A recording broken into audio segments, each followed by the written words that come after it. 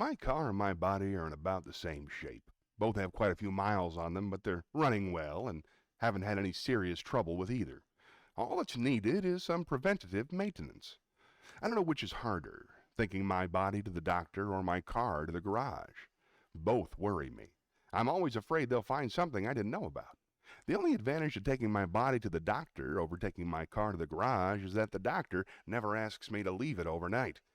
When you consider how really important our bodies are compared to our cars, it's surprising how many similarities suggest themselves in their treatment.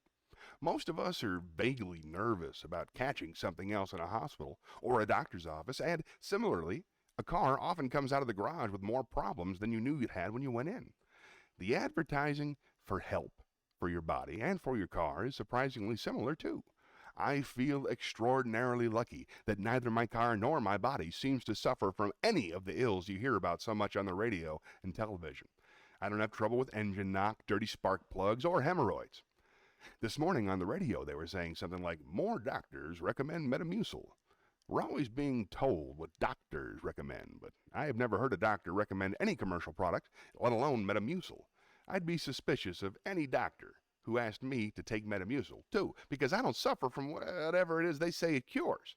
I feel the same about Metamucil as I do about AMCO, the transmission specialists who advertise so much on the radio.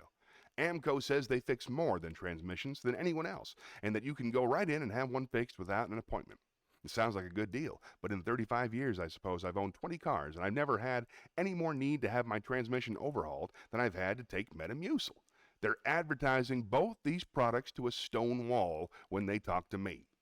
The other thing that makes me think of cars and bodies at the same time is that insurance companies treat them in many of the same ways. You pay about $1,500 for an appendectomy or for a new right front fender, but the insurance company doesn't believe either costs that much, so they only reimburse you for half.